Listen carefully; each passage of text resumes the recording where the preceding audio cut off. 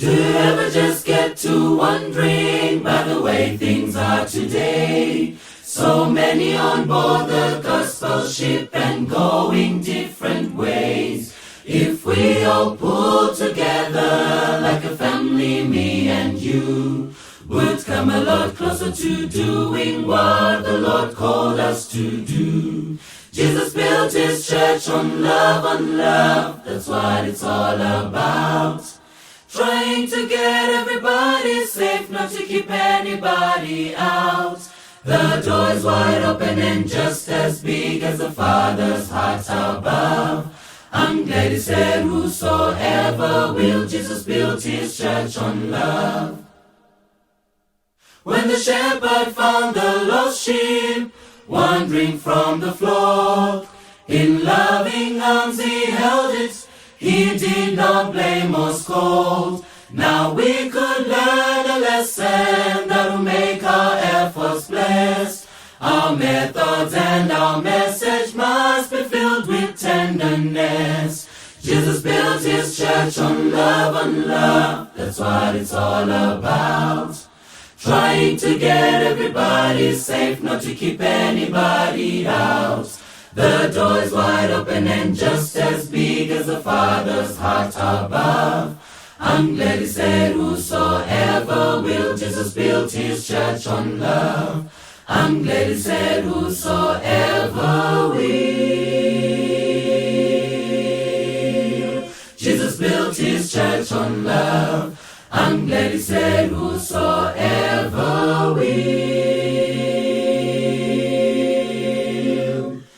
Jesus built his church on love.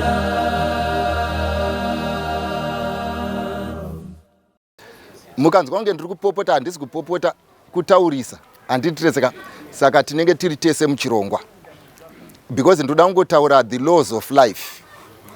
Saka patechitaura the laws of life toda kuti tione kuti tiri kuwirirana here kana kuti kwete. Asi mimi kana mune zvimwe zvamuri kuda kutaura neni zvandogona kunge ndisina kutaura nemi handitireseka ndoda kuti mutaure neni mazvibataka. Asi pamunotaura neni manje toda kutaura kuti ndatiwirirane one principle. Muri kutaura neni ndizvo zvanditika. Kana mataura neni amupe maanza panyaya yabvunzwa inini because dei mune anza makabvunzwa kudhara. Saka chata kuti bvunzwe inini kwanikwa dzenyu hadzishande handireseka. Inoshanda ndeyani ndeyangu. Saka ndikabvunzwa iwe une anza unenge wakutoda kuita elder iwewe but inini handikutendere kuita elder manje. You get the point. Ndoramba ndingori elder inini. Saka munhu akabvunza mubvunzo ndizvozvo. Chechipiri munhu akabvunza mubvunzo it does not mean it relates to him or to her. Uri kubvunza mubvunzo because it's happening in the community. Are we clear? Saka let's not label people nekudaro. Ndo zvandiri kuda kuti tiwirirane. Are we together?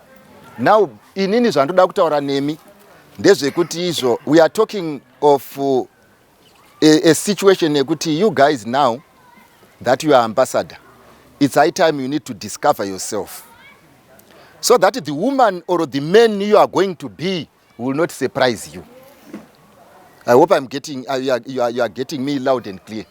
I want a scenario whereby the woman you will be or the man you will be will not surprise you. I will help you also kukutaurira who I think you are going to be. Ndosaka ndati utore inonzi chi? Utore mozoitora moenda nayo kumba mozoiplaya mozoona kuti ndizvo here zvandaitaura kana kuti hazvisirizvo. Awi tritesa handitika. Makomrades regai ndikutaurirei, regai titangise parevision. Saka pandakutangisa parevision ndepekuti izvo handiti takawirirana last time kuti yeast is a living organism. But chinoitika ndechekuti yeast inonzi iri active only when conditions dzekuti dzive active are achieved. For example, ukatora yeast ukaistore under 30 degrees it does not become active. Saka inoramba iri dormant. Andizvo zvandifangai. Ndizvo zoka mundipindure musambo ndityika zvenyu. Handitifangai ka. So it's a living organism. Saka iwe ukatora flour ukasanganisa neyeast ukaisa mufridge chinoreiza here chingu. Hachireize. Why? Because the temperatures do not permit. But zviri kureva here kuti yeast haichareize. zvireva kuti ine capacity yekuraisa but the conditions do not allow kuti iraise ndizvosoka. Saka that means ukacreata maconditions ekuti iraise inoita sei inoraisa but it can remain dormant iri mudoor until conditions have been created. Wapabata kama nangu. Saka that automatically means kuti ukatora flour neshuga ukasanganisa ukaisa yeast mukati ukazvisa mfridge yeast inoramba iri inactive. Ukaiburitsa ukaisa panze ukareza matemperatures teti wasvika pa 42 degrees yeast becomes active. But it does not mean yeast becomes present. Clear? Yes. It's not, now we are not saying chingwa chane yeast. We are saying the conditions are now permitting kuti yeast ive active. Saka isusu tinoti ya active. Pamsana pekuti mabasa ayo ekuti flour ya raisa aita sei aonekwa. Ndipapoka. Ndo zvakafanana ndokupaise example. Kuti izvo anditi tese tiri panapa takasikwa nembereko yechitema tiri vatadzi. Ndizvo zvoka. Saka chinoitika ndechoti mwanangu uya ndiwe mudiki. Come my daughter. Hauziwe mudiki. Uya. Saka muri kuona mwana wangu zvaanoita akadanana nemukomana. Kana akadanana nemukomana akamitiswa akaita nhumbu. Nhumbu haiziriyo inoratidza kuti inomuita musikanzwa. I hope you get what I mean. Nhumbu kana kumitiswa kana kurara vese kweri kungoratidza the presence of sin maari until the conditions have been created dzipi dzekuve neboyfriend.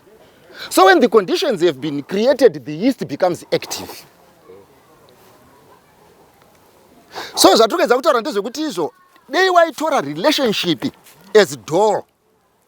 Imimi vana vangu mozvitora imimi zvekunzi izvo muri door rakanywa. Chandanga kuzokuudza ndechekuti mudhoo irori ramuri mune yeast. Saka yeast iyi zvairimo, if you create conditions dzekuti iraise inoraisa. Saka isusu tinogona kuzoita problem yekudhila neyeast iri kuraisa, but problem iripo ndeyekuti izvo acceptance yemunhu akagara munyama kuti ndikaenda pamaconditions asiri iwo yeast inoraisa. Clear? Saka hakuna munhu ari panapa anogona kuti inini handife ndakatora madrugs. Pamusana pekuti izvo the yeast is present as long as you are in human flesh. Saka hakuna ari panapa anogona kuti handidhakwe. Pamusana pekuti the yeast is present as long as you are in human flesh.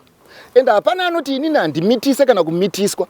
Pamusana pekuti the yeast is present when you are in human flesh. I want you to appreciate this. The reason why you are still intact, it is because it's the absence of opportunity. But should flesh be given the opportunity, yeast will definitely rise. Wandibata mwanangu. So, saka kana zvakadai, normally what then happens, chinoitika muupenyu, ndechekuti ukatora candle, a candle is made of wax. Haugona kutora candle that is made of wax, unoiisa pastove pari kupisa, oitungidza and you expect it kuramba yakamira. Why? Because it is in the nature of wax to melt. Therefore, the only thing jaunoita kupreserve wax sezvinonzi inokwanisa kumaintain status is not to create conditions in which wax will melt. The problem manje inoitika kazhinji nemi vapfana muri panapa ndevekuti nekuda kweperception nekuda kwesubconscious mind kazhinji kacho munokanganwa because hakuna asingazvizive kuti ndiri tsotsi unotozviziva uri wega kuti mari yamai iri kushotera papi unozviziva. You get what I mean? Kuti ndine inclination ine yekuti ndikaita mukomana kumba handidzoke unozviziva. And one inclination yekuti izvo kubva pawakaita mukomana wakatanga kufoira unozviziva. Saka chinonzi wisdom now is to know kuti inini ndiri door ritori neyeast. Should the conditions be created, I will sink. That's wisdom. Wisdom is not running away from reality. Wisdom is accepting reality and not create conditions where reality will make a fool out of you. Vafana mandibata. Ndikati bvunza kuti izvo ndati kudii ndikandibvunze iwo ndiwo uri padhuze ne ndati kudii ine mashoko ako. handisi kuti pane problem. You get what I mean?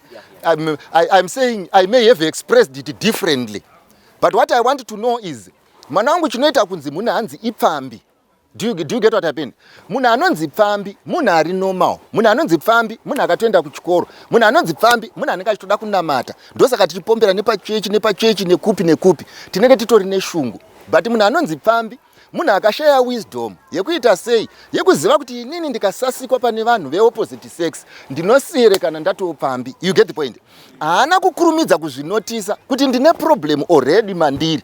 Nekuda kwekuti ndine problem zviri nani nditambire kure. Zvakafanana nekuti izvo kana uchiziva kuti unonyungudika haupindi mumvura, kana uchiziva kuti uri ice cream haugari pazuva, anokupa status iyoyo haazi vanhu. Iwewe ndiwe wega unozvipa status nerecognition yekuti who am I. That's the reason why patiri kudiscussa panapa it's time to be able to wanita mwanangu sora ako igara. Saka that's why ndiri kuti inini we should be able to define it. And when we want to define this and to find ourselves, do you know what we do, my daughters? We sit down, we relax, we talk. Haugone kuya panapa makapfeka face yebasa mchida ndichikisidzira because ina handityi. You get point.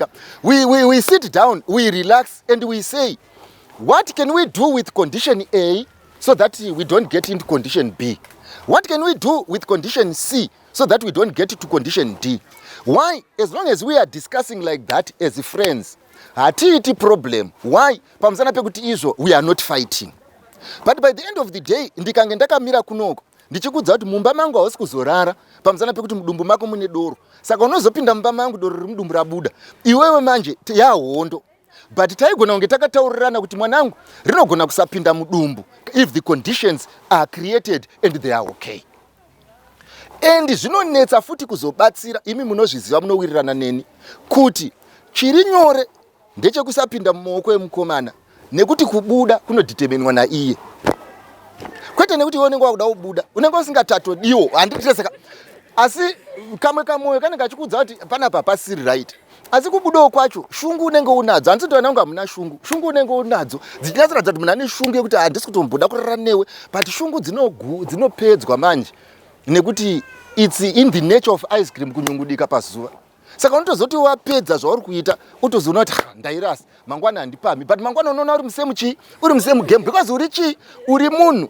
It is in the nature of men to pretend not to like what he likes, or to pretend not to love what you love, and to pretend to be who you are not. Saka it will not help anyone to pretend to be who you are not. Why? Pamusana pekuti you will be the person you are running away from. Nai mwanangu runyazozvibata. Zvafanira kuti meti dziri kukuvhiringa. Uchiita ngori kudzigona necalculator. But marizazi anouya. Anonyatsoratidza kuti meti mavepo zvenyu but hapana chiri kufamba. Wazvibata mwanangu. Saka dzidzaiwo vana vangu kuti when we are talking anditi mununaka. When we are talking let's be real. When we are talking let's be honest.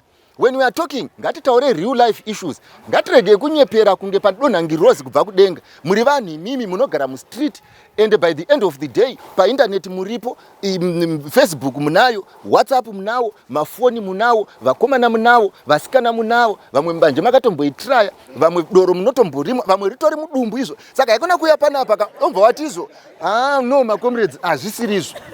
Haubetsereke. Because the purpose of every meeting is to try and help. Kuti izvo alright kana wazosarudza iwewe kuti ndoda kudhakwa hangu, tinenge tichikutsanangurira uzive kuti kana wadhakwa unorutsira kumba usarore mukadzi anorova because ukangonorutsira ikoko ucharohwa. You get the point?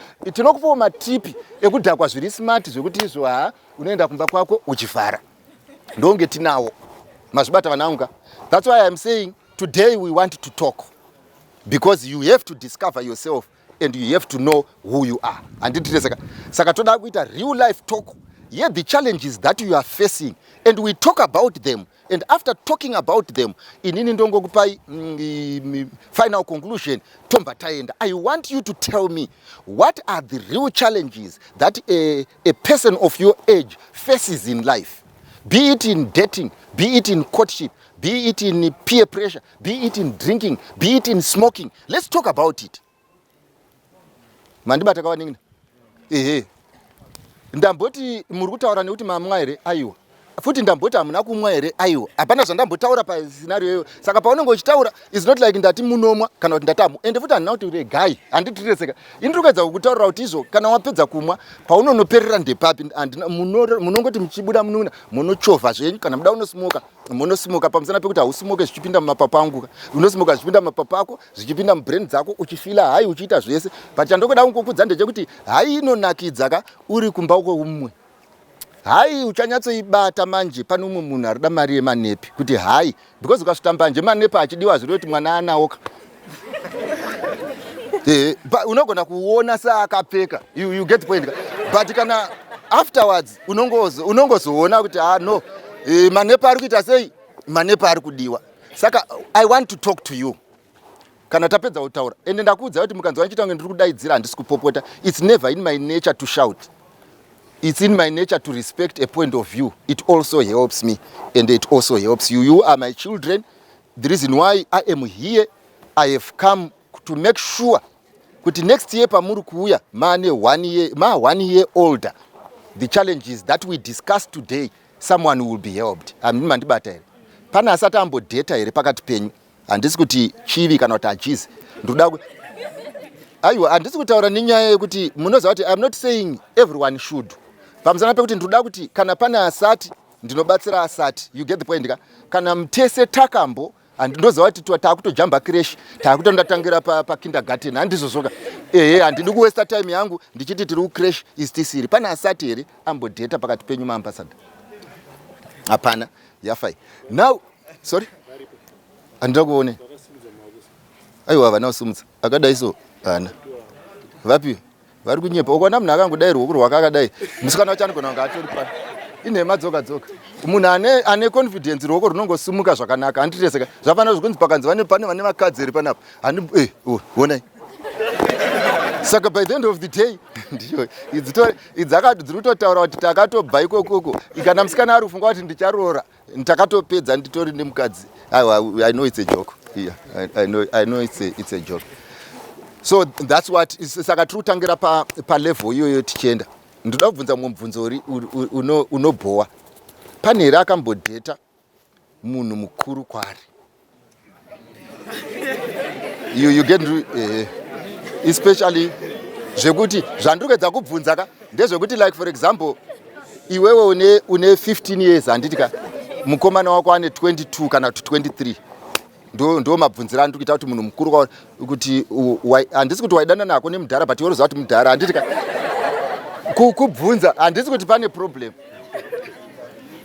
toasuma kuti aripo here mwanangu iwe ndiudze toasuma kuti aripo munhu akambodheta someone ari 5 years or 6 or 7 years older. Let's assume, yes. We assume kuti uripo handitireseka kuitira kuti tisakunetse nekusumudza maoko because asumudzi anotiremei pa level iyoyo. Saka ndicharamba ndiri pama levels ipapo. Chekutanga ndoda kuti imimi imbondibvunza iwo any question that you would want to ask me that you think is a challenge to people of your age in dating. My daughter. Ndoda kuti zvauri kuita vana vangu meseka pamunotaura ndoda kuti mupikwe nekamera. Muri kuzinga muri kupikwa nekamera kwete kuti muonekwe. Aiwa kamera iyi haisi kuda kuti muonekwe ndoda voice renyu mazvinzwa ka. It's not like it's your face that we want. We want your voice kuti ripikwe nekamera. Wazvibata mwanangu. Yes, if you don't want to be ninge hazvina nebasa rese amubuda anobuda ndini ndosaka ndakavhenekwa ini. Yes mwanangu.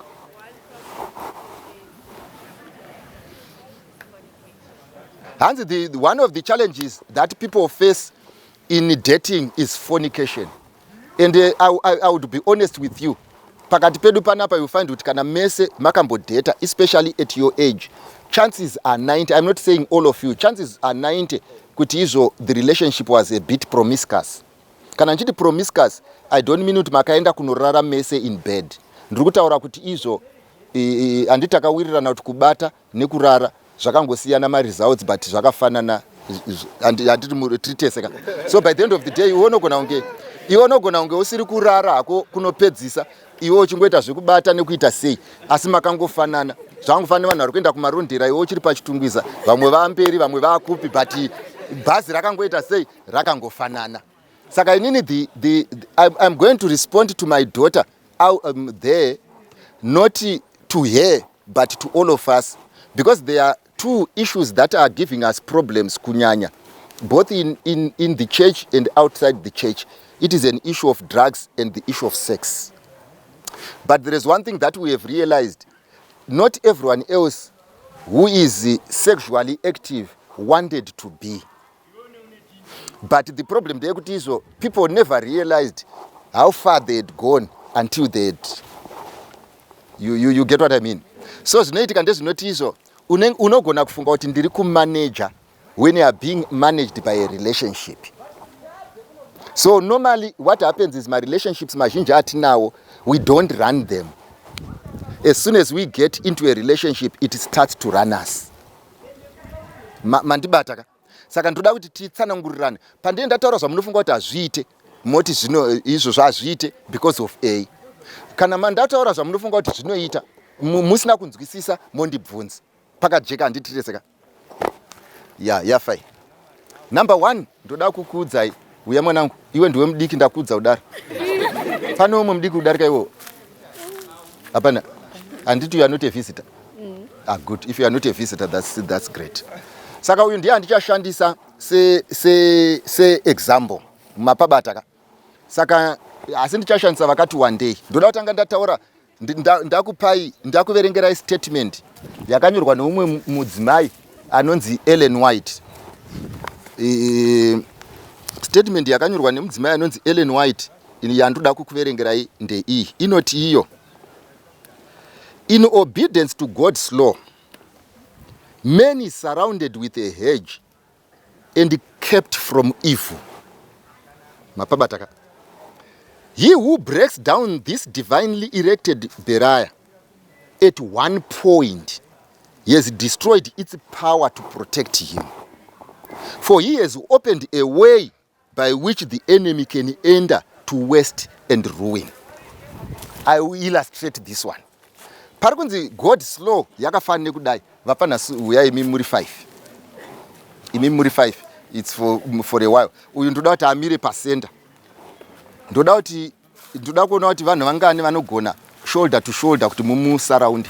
Shoulder to shoulder kuti mumutenderedze. Shoulder to shoulder. Shoulder to shoulder. Shoulder to shoulder. Itai shoulder to shoulder. Kana mapera tinotora vamu. Shoulder to shoulder. Hapana daenda pamberi pake mumutyani. Right, sikwedera apa mumuvharire. Sikwedera apa muvharira. Ndakwatiri kumhanyira edu. Mirai shoulder to shoulder. Vapana uyai mumuzadzisa apa. Uyai muvhara apa. Ndoda kuti pavharike. Ayo, in fact hazvina nebasa rese. Imimi asumai kuti kuseri kwese kunokwavharwa. Aiwa, but togoasuma sei kuona kuti variko torwara. Hatidi kushandisa ma-assumptions. Uyai tipavhara apa vapana. Varai. Uyai vaningina, uyai muvhara apa. Toda kudescribe mutemo waJehovha. Timutenderedze. Right. Pasara umwe uyai muningina. Usatya hako. Ndinenge ndinewe ndiri padhuze.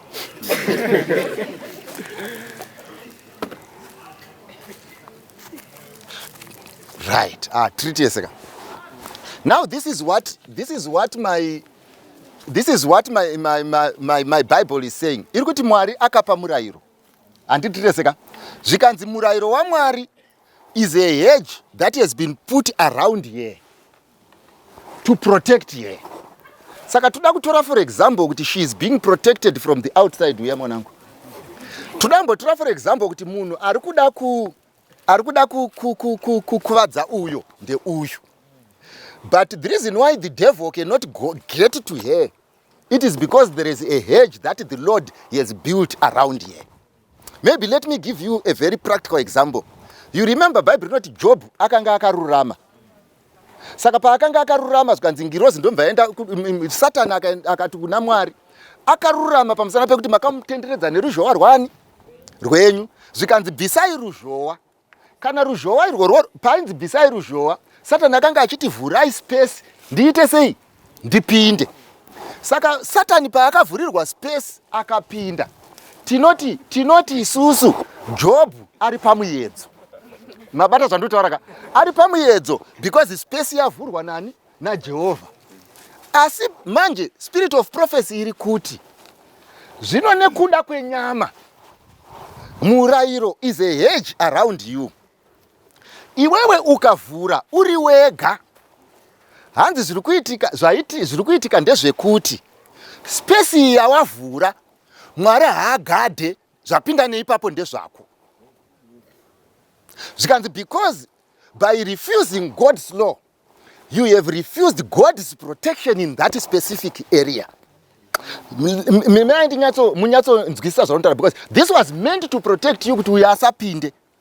But kana achinge apinda haalimitwe manje newe zvaanoita. Chako kuvhura gedhi asi Mwari haanei nezvapinda nepagedhi ravhurwa neumwe munhu. Zvakafanana nekuti ukaunza mukomana mumba mako mukabvisa hembe mukaenda kunorara, Mwari haagone kuita kuti pasaite mimba. Pamusana pekuti izvo zvawakuita panguva iyoyo ndezvani? That area of your life, it is now you who is managing it and God is not in it. And whatever happens in that area is all yours. Are you getting me loud and clear? So Mwari manje ari kuti handiti mutemo wekuti usaite upombwe, gara pasi muningire. Handiti mutemo wekuti usaite upombwe. Iwewe pari zvino uri kukudzvinyirira pamusana pekuti uri kuda kurara nemukomana wako. Ndiri kuita kuti ndishandise uyu pamusana pekuti anogona kuramba kugrebwa nemusikana handiti nemukomana. Saka ndashandisa uyu but hatisi kupromota zvimwe zvacho. Now handiti muri kuona kuti nekutiko zvinezvi murayiro uri kukurambidza kuita zvaunoda, wazvibata kamonangu. Saka murayiro uri kuita seuri kukudzvinyirira. Saka iri paneo remurayiro unoribvisa kuti uite sei ukwanise kubuda panze, kuti unoenjoya zvenge zvakablokwa nemurayiro uyu, uchiti kana wapedza ombodzokera. Asi gedhi rakaita sezvaro rakavhurwa rekuti unopinda nekubuda at will onoenjoya. Hanzi Mwari Yesu anorwadziwa nazvo asi haakurambidze. Asi Mwari zvaari kutaura ndeyekuti hanzi asi now you have removed the power of this law to protect you in this way. Ngatisaneni kurwara nechii toti zvese hazvipo. Iyi mwana wangu uyu omva afamba 20 years from now nemukomana omva aroorwa.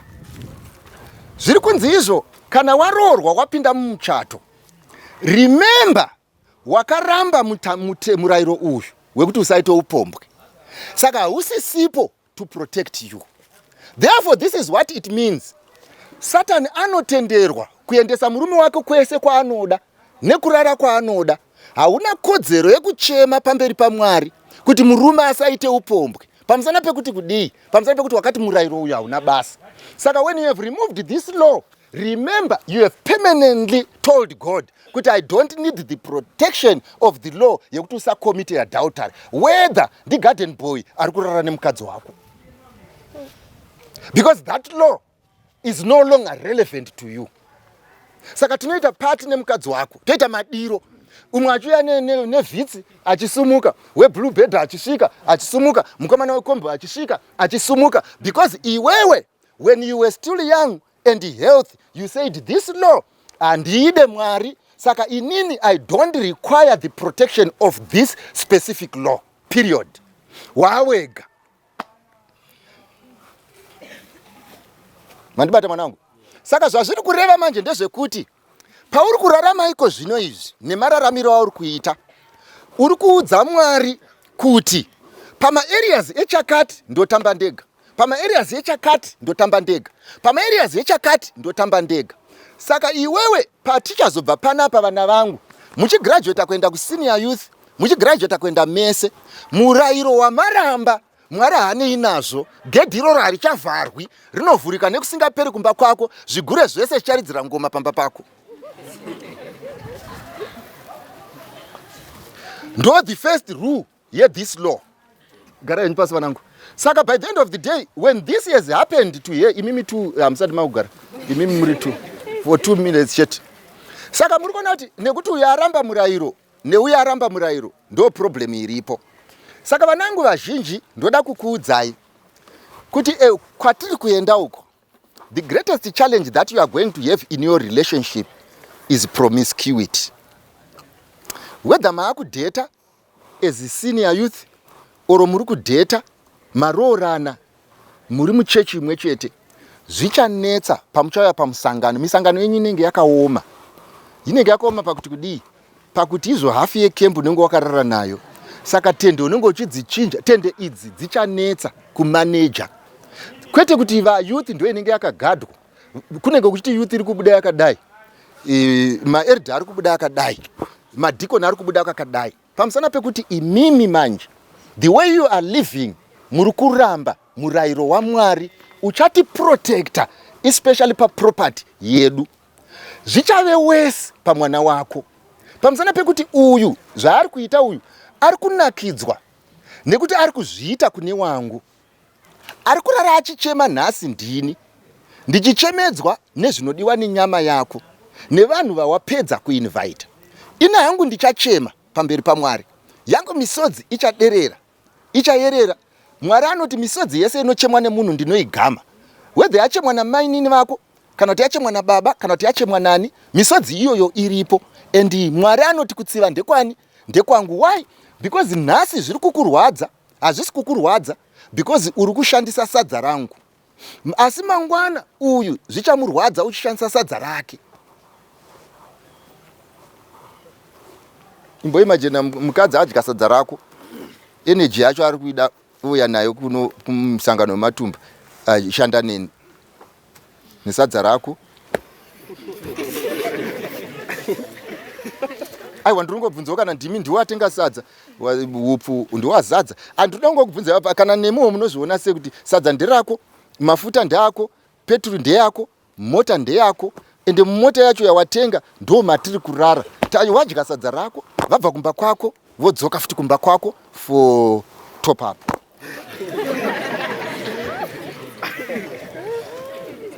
I mean, how do you, how will you feel when you get there? Because isusu as parents, we are already feeling it because we are sponsoring your activities. Asina handigoni kukunyima sadza manje because it's my obligation. Handigoni kurega kuendesa kuchikoro, it's my obligation. I must do my duty before God. Now indoda kuti mumbotongawo. Handitireseka kuti kana zvazodaro kwamuri, how are you going to feel? Disappointed. Taura mwanangu. A feeling, you cannot say anazo kutaura in terms of a feeling. How are you going to feel? Yes. You feel hurt.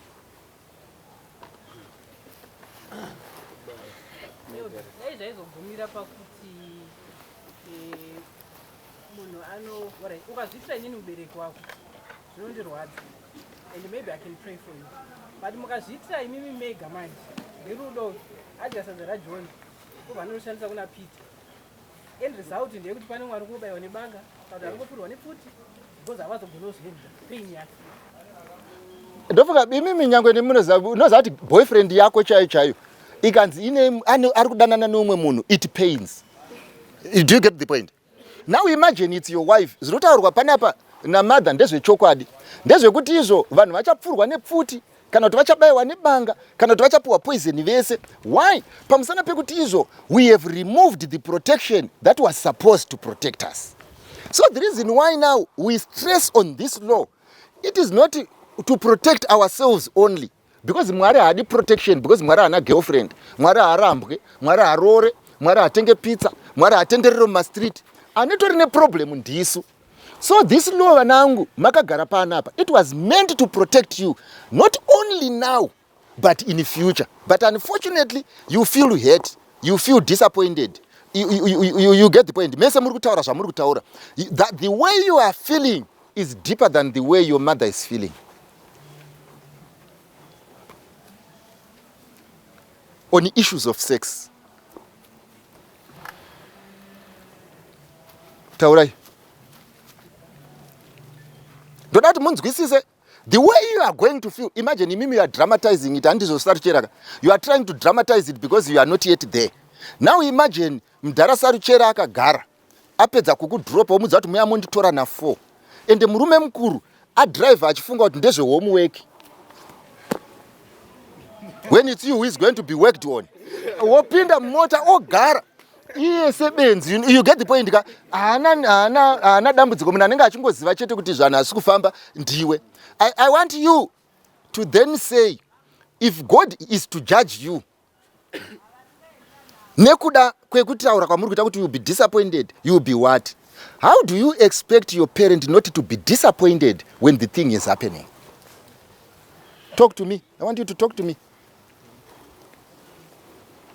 Handisi kuti ndikakunongedzera ndo zvako handititeseka kungotaura. How do you imagine now kuti your inini as a parent I must understand, because ndo nyaya iripo. Mudhara anofanirwa kunzwisisa, mama anofanirwa kunzwisisa, tinotaura havadi kunzwisisa. Ndoda ngokubvunzai kuti how am I supposed to understand if you are saying in future if it happens you will not understand? Ndo zvamataura kaimi kuti ukabika mbodza mangwana tonetsana, iwe uri kubika nhasi. Saka ini ndiri kuridya muri kuti chii neni. Tauraiwo apana. What is the problem?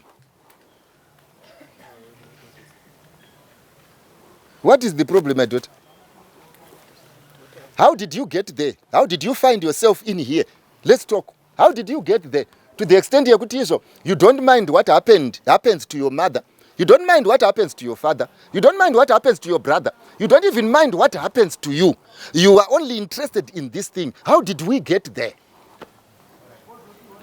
And this is what point. Remember, in talking, we help each other. I hope you get me. But in pretending not to talk and not to know and to pretend to be foolish and to pretend not to be wise when I see wisdom all over, it's not fair. Because how did we get here? How do you think we got where we are? How do you think we got here, my daughter?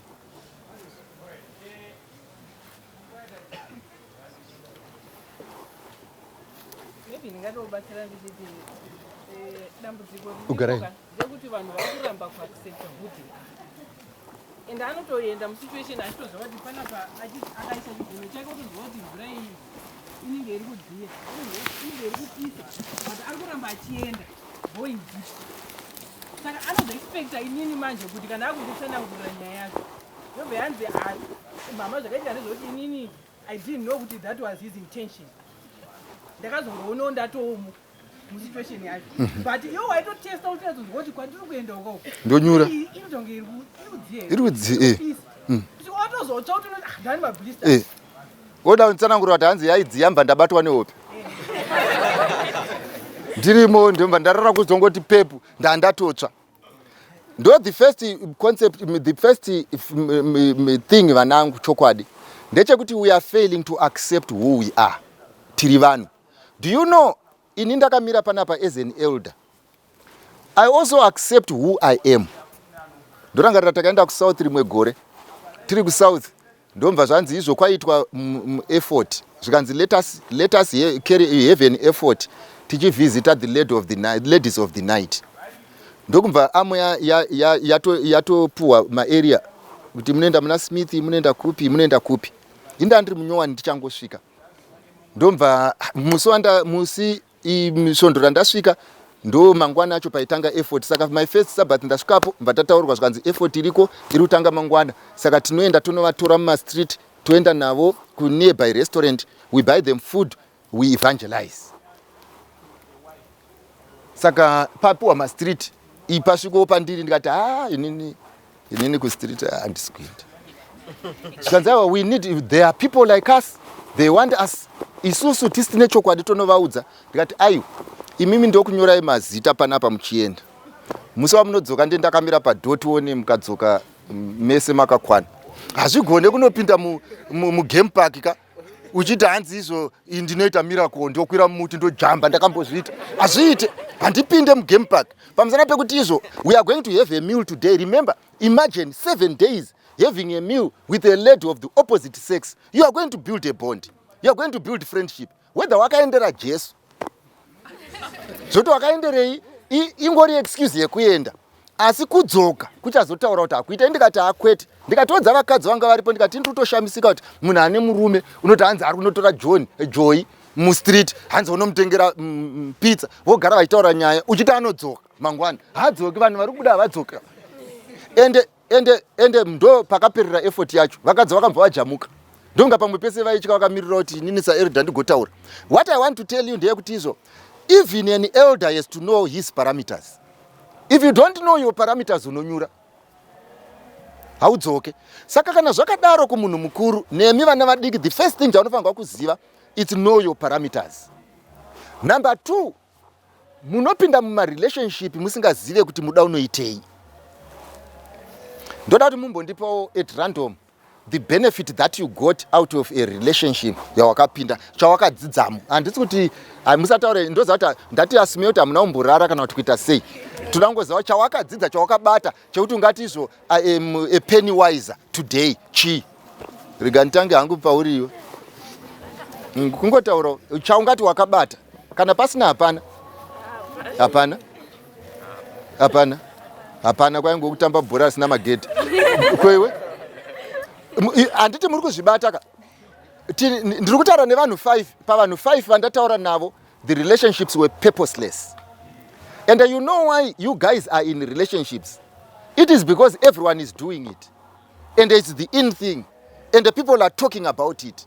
What you don't know is, we are now talking about you. Makagadza poto. Hapana ruziva ndeye tea here.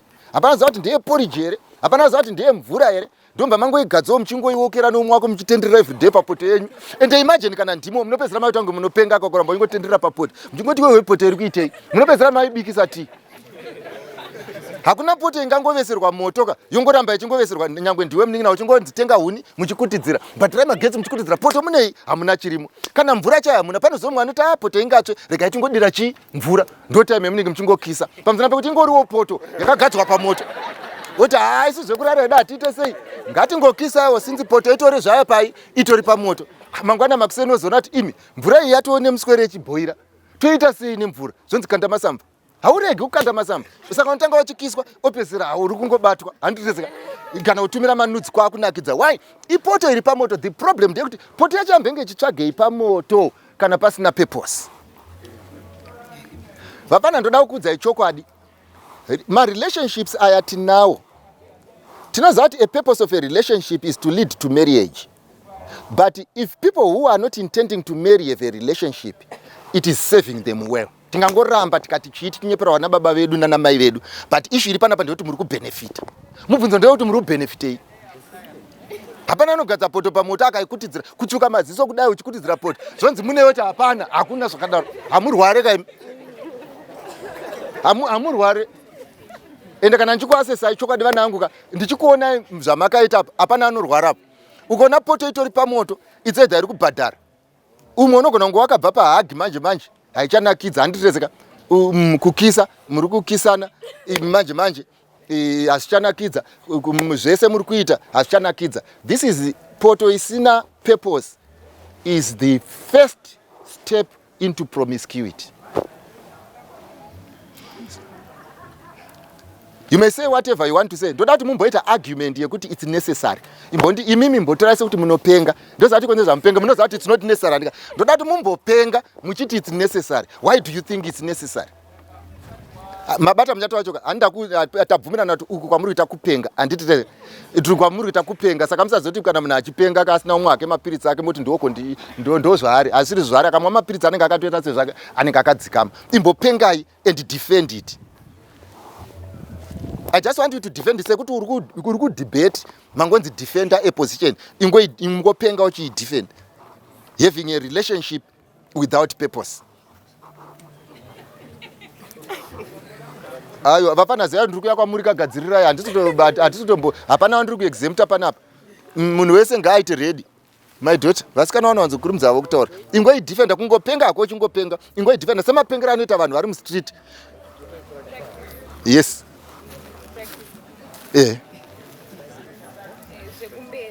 Okay, uya ari kuti izvo hazvigone kuti uzonotamba muSuper League usina kumboritangira kumabhuzi. Saka zvaripo ndezvekuti izvo pane kuti izvo Remember tati kupenga nditika tiri kungopenga.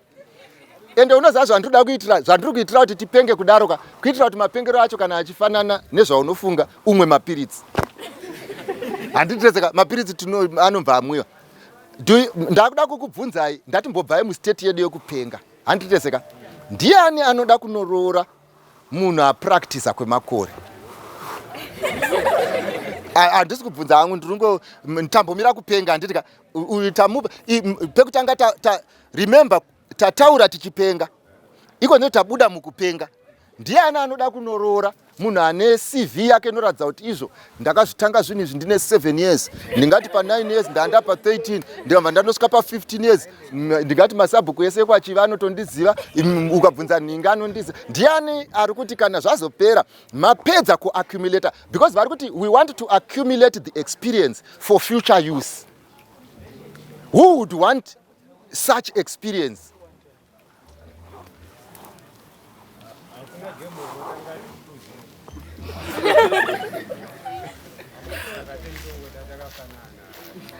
Muri kunzwa zvaakutotaura? Hanzi hakuna gemu rinotanga riri. Taura munhu. Vada kunzwa zvawataura.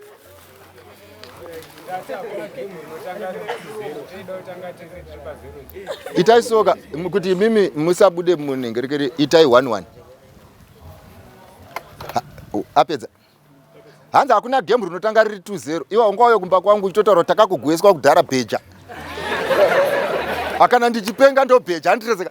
But iwo chinyatsoona kuti timu yakarohwa 3-0 kwasira 5 minutes kuti ipere. Onzi hanzi bheja mari yako. Hakuna zvakadaro. Handi bheja ndo bheja rabhemu riri fresh. Uye ndo zvari kutaura kuti kana ndasoba chaizvo ndakuda munhu wekuroora. Kana iwewe waifunga kuti uri kutraina hako inini. But kana ndakuda kunoroora, ndoroora vasina training. Ndozoshandisa manotsi ako kundibetsera kuratidza umemba hwangu kwandiri kuenda kumberi. Pamusana pekuti inini kumba kwangu hakuuye timu yakadyiwa. You know what you guys are doing? When you are in a state of intoxication, unofunga otherwise. You get the point? When you are sober, munofunga otherwise. That automatically means kuti no matter excuse yatinoshandisa, the reality is we know what is correct. We know it's only that what is correct is not exciting, especially kana uri munyama iyi. Ini ndotozviziva kuti kuve negirlfriend zvakaipa. Chinoita kuti ndive negirlfriend hakusi kusaziva. Ukanzonzwa nditaura kuti pakaita confusion tiri kubasa, ndikati musikana wacho akandigira mabhanzi. Ingori nyaya, munongoziva kuti elder utaura panyaya mune makangvara nzeve zvenyu makamira saka ndomba zvazodi. You get the point ka? Pamusana pekuti iwo ndikonyatsoona kuti elder kuti vatenge mabhanzi mari yacho vanokwanisa kutenga. Saka mabhanzi aya zviri kuzombopinda nekupi? Ndikati musikana wacho akandidai. As long as you are present where people are singing, you have decided to commit suicide. Hande rimwe benzi tota hatina umwe futi mapiritsi. Handika ngatipengei. Kwatanga musikana apenga akati izvo ndoda kugena experience for the future. Kungoita sebenzi. Uyo ari kuti izvo ndinenge ndangopinda. Uri kunzwa zvaari kufamba. Kungomuka mangwana makuseni okurosa road asina utarisi. Saka ari muhospital omubhatizo handina kana kutombotarisa zvangu inini, asi makumbotu hapaita sezvako hapasina. Saka aritaura kuti izvo the foolishness of youth ndeyekuti there are some things that we do that we cannot define. It's an experiment that begins isiri kuzikanwa kunzi kana tapedza what are the results. Kungotosumuka zvakafanana kuti ukanzi nemukomana ndoda kubvunza mubvunzo, ukanzi nemukomana toro mazamu ako ari pachena unitore picture unditumire, iwe unofunga zorapei? Ndiri kungobvunza maybe ingondipaiwo anza ino semiwo imimi sekufunga kwenyu zvinorapei?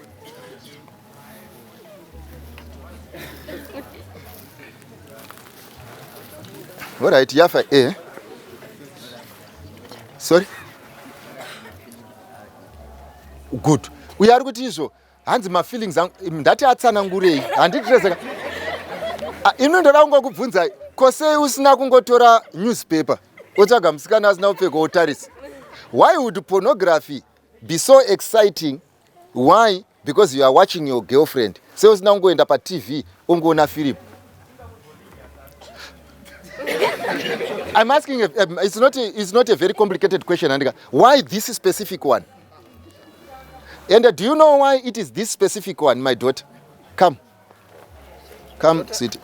Come, daughter. Ndoda kuti unibobuda wakamira padhuze neni heti yako.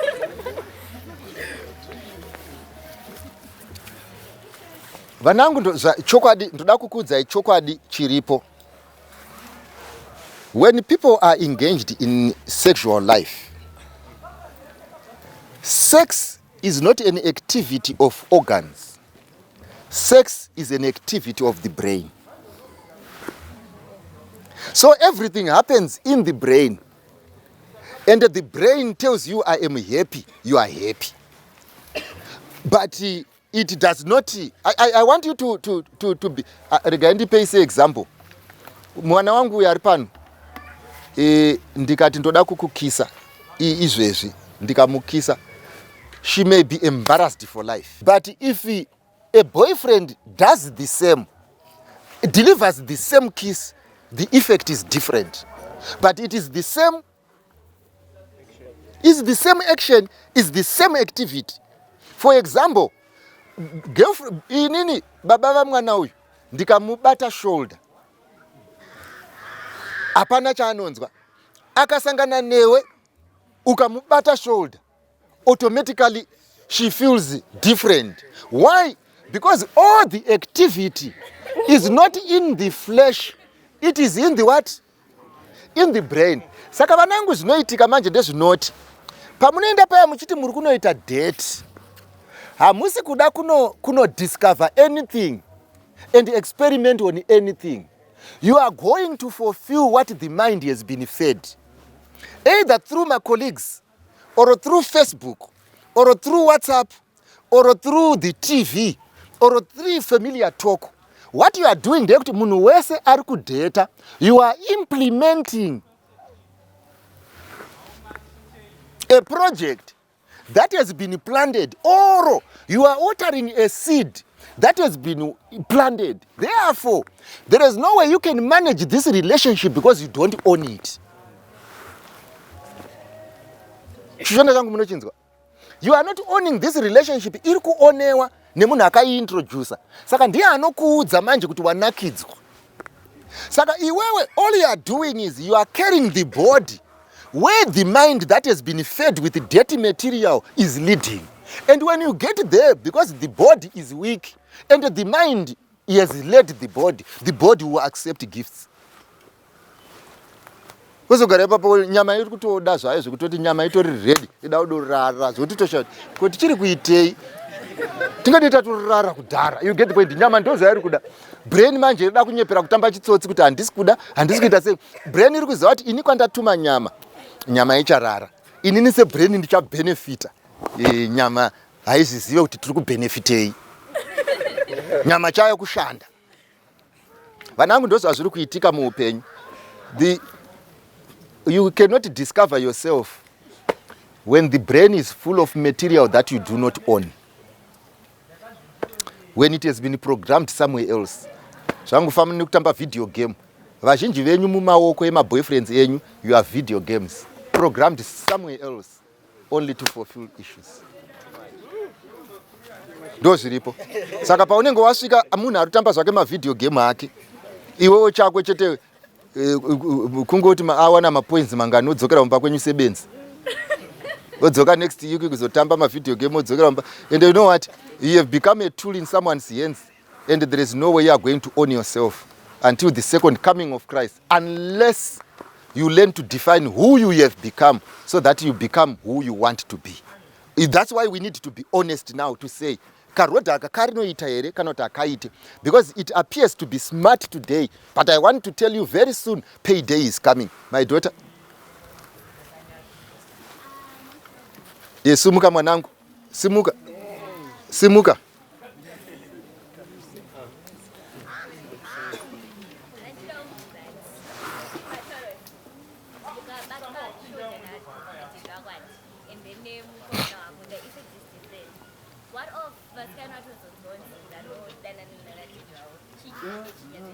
Vanorepwa.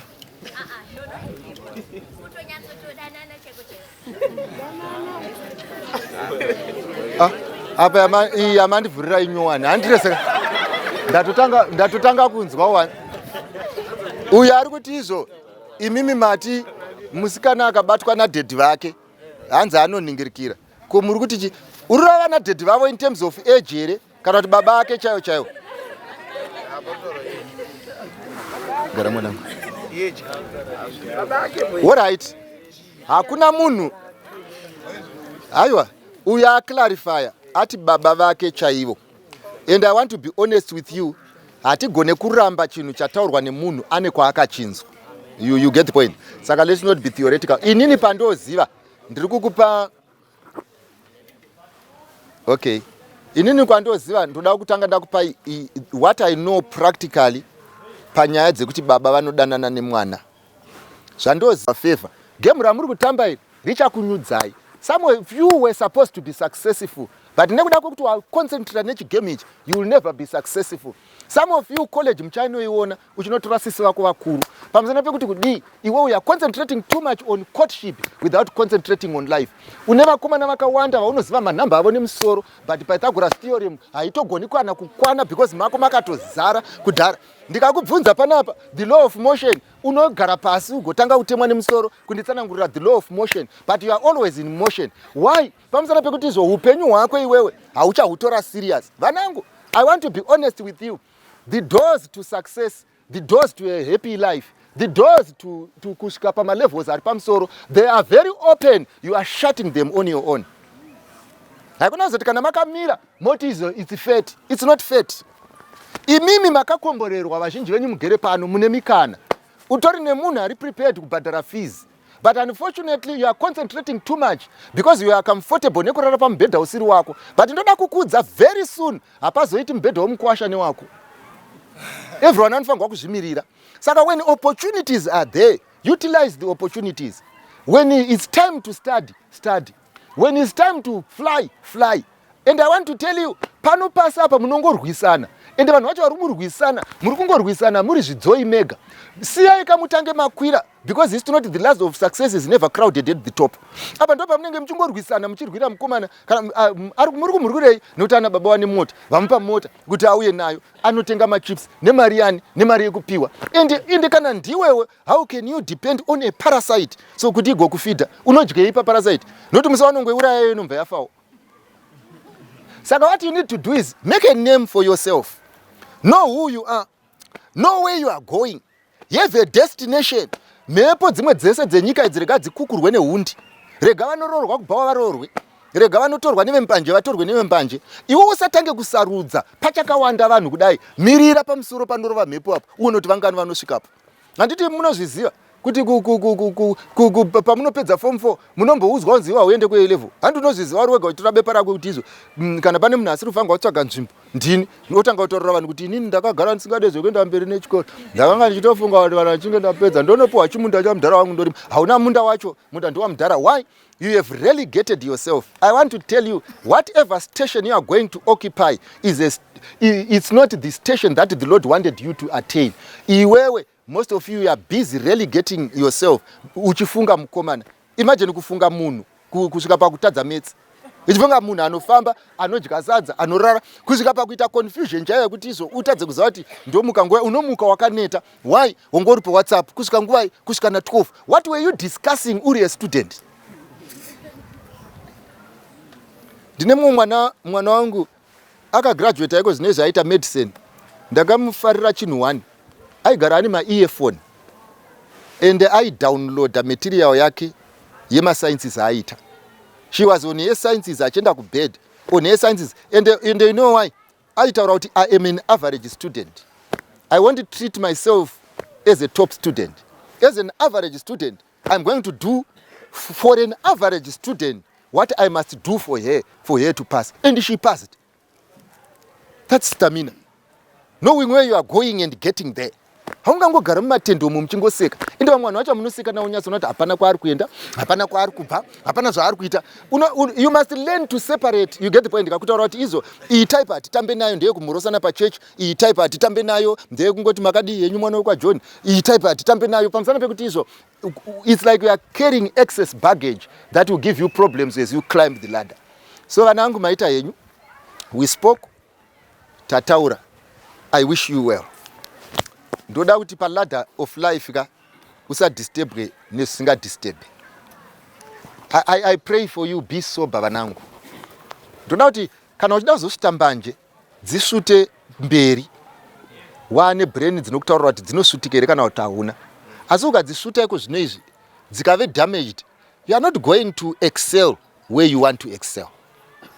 Saka siyai vari kutengesa vatsvage vamwe vanotenga. Imbomirai vana vangu. Do not drag yourself either by this activity or that activity.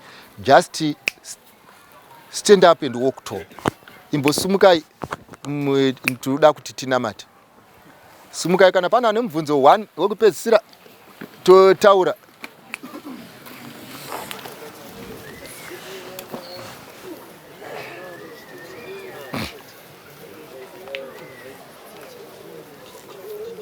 Kana pakati pedu ndakukutaurirai ndiri pano, takunamata tichanamata hedu toenda. Kana pakati pedu aripo munhu atove neimwe behavior kana kuti tsika, kungave kusvuta, kungave kumwa, kungave kuba, kungave kurara pese pese, and you think I don't want this life but zviri kundinetsa kurega. Mabata zvandikutaura ka. Unongoti kaupenyu aka handikade. But this is who I've become. Some are now addicts to pornography and whatever. Kana uripo wakadaro, handiti unotitsvaga. Whatever help that you need, we will give you. Mazvibata mwana vanangu. Whatever help yaunoda, tokubatsira. It's not like we want to hear your problems. Neither do we want to hear how you got there. Neither do we want to hear kuti unozvitira popa atinei nazvo. What we want is, if you want help, batsirika vanangu. Ani mazvinzwa vanangu, ngatinamatei. Maita yenyu Mwari matitendera kusvika pano, nyasha mbiri nerugare dei zvingave zvenyu. Tine vana vedu vari panapa, we wish them well. Fambai navo, vaitire zvakanaka, vaitire nyasha. Muzita raJesu tinonamata. Amen. I know that my Redeemer is in heaven. Oh, who's waiting for me in that land? Heaven, la pongongona ezulini. I know that my Redeemer is in heaven. Oh, who's waiting for me in that land? Heaven, la pongongona ezulini. Mina ngibandezelika nyagala ngaye ngibiza ngosabela no don't shut me out. Don't shut me out. Let me stay and see. When it calls me, I will laugh. Yes, I'll him over. No.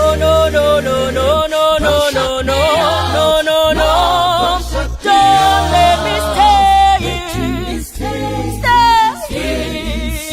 When he calls me, I will laugh. Yes, I'll shall meet him over there.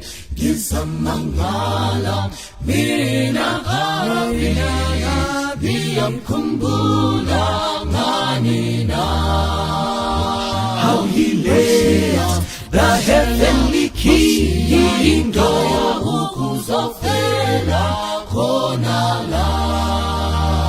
Gisamangala, Mirina, Biyamkumbula, Manina.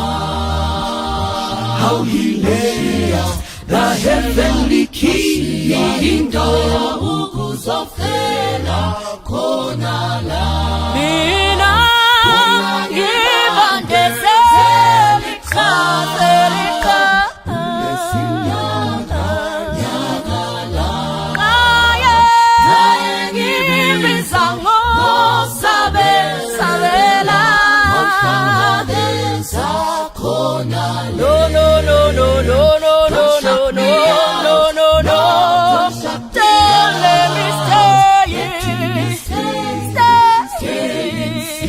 When he calls me, I will answer. Yes, I'll answer. I shall meet him over there. No, no, don't shut me out. No, don't shut me out. Stay and see. When he calls me, I will answer. Yes, I'll answer.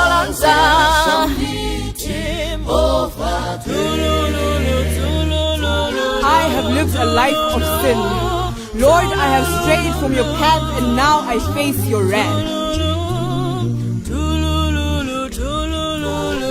Of all the evil doing from within, how can a sinner such as I deserve your grace to the extent of your death?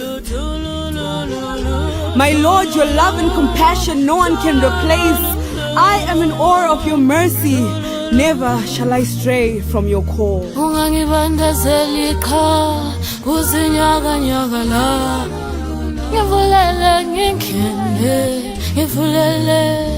Me